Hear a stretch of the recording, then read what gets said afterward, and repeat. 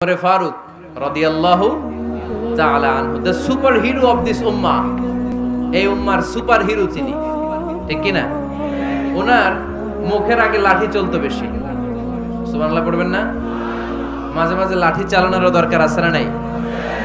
সাইয়েদনা উমর ফারুক আমাদের জন্য অনুপ্রেরণা।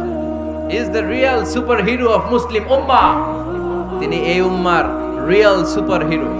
এজন্য ওনার জীবনী থেকে আমরা কিছু শিক্ষা নেওয়ার চেষ্টা করব ইনশাআল্লাহ। পড়েন সাইয়েদনা উমর ফারুক কিভাবে ইসলাম ধর্ম গ্রহণ করলেন, কিভাবে বিশ্বনবীর প্রাণের কলিজার টুকরা হলেন, এটা দিয়ে আমরা শুরু করি। আল্লাহ তাআলা সাইয়েদনা উমর ফারুকের হৃদয়ের মধ্যে 3টা ধাক্কা মেরেছেন, ঈমানের ধাক্কা। আওয়াজ করে বলতে হবে কয়টা? জোরে বলেন তো কয়টা? 3টা ঈমানি ধাক্কা। এক হচ্ছে বিশ্বনবীর দোয়ার ধাক্কা, এক কি?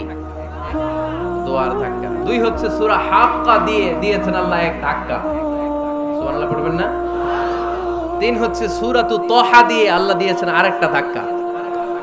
এই 3টা ঈমানি ধাক্কা যখন সাইয়েদনা উমর ফারুকের হৃদয়ে লাগলো, উনি পড়তে আরম্ভ করেছেন আশহাদু আল্লা ইলাহা ইল্লাল্লাহ ওয়া আশহাদু আন্না মুহাম্মাদান আবদুহু ওয়া রাসূলুহু। চিল্লায়ে পড়েন আল্লাহু আকবার।